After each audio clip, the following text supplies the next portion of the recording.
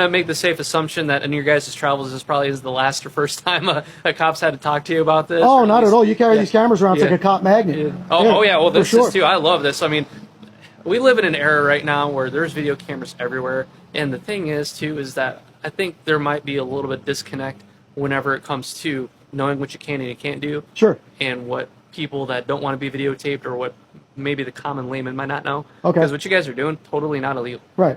You guys, and more or less, this is just a First Amendment issue where you guys are engaging and taking pictures. Well, I'll tell you what, the reason we do it is because we like to show off these little towns. People enjoy watching the videos. They like meeting the local people, seeing the local businesses. But as a fringe benefit to that, I do not mind if people get educated about people's right to be filming out on the sidewalk. Oh, yeah, for sure. For sure. And the other thing, too, though, is that for a lot of folks that do come to this town and Google it and research it, you're absolutely right. It's another tool, especially when it comes to our tourism industry. We're a tourist town. Sure. It's a fact of life. There are cameras everywhere and anywhere, and we've had several entities here in town. We've had Investigation Discovery. We've had, all the local media outlets like Fox 8. Right.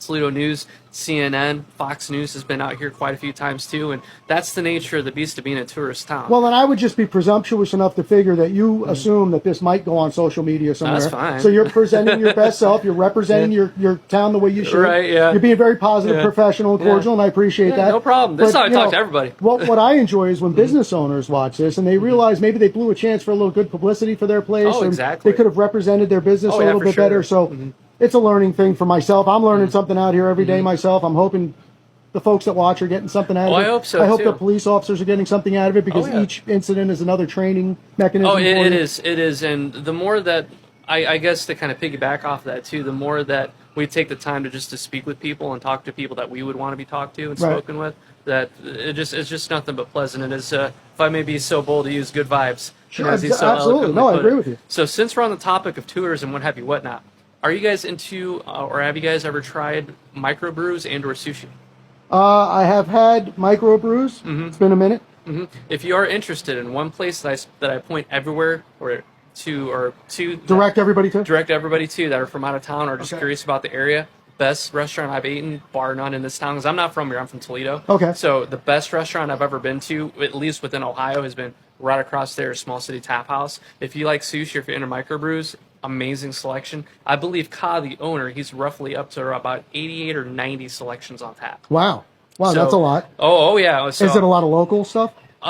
Local stuff and their own brewery. So right next to their next to their establishment there is a brewery called CLAG or CLAG. It's an acronym. Okay. I'll let you go in there and ask. We'll check it out. Story Sure. about that. But attached directly to their restaurant is a brewery called CLAG, and they do roughly about, I want to say, anywhere between 15 to 20 of their own microbrews. Okay. So if that's like a thing for it, and or if you want to go ahead and check off some boxes, like, you know what, I can at least say I tried a beer from every state.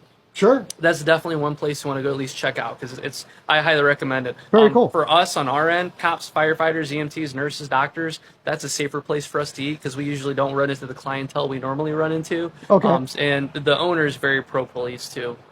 He absolutely loves everybody here in town, but he's always showed a lot of respect, mutual respect, and a lot of consideration to us too, especially for some of our concerns.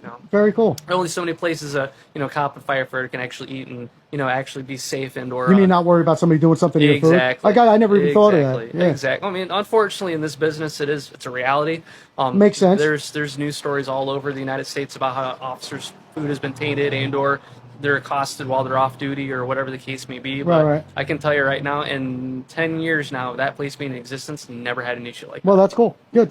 So if you're in town for a little bit or even for a lot of it, I highly recommend Small City Tap House, and tell them Ernie sent you. Right on. No, I will. Is that going to be safe for me, or is it going to make me less?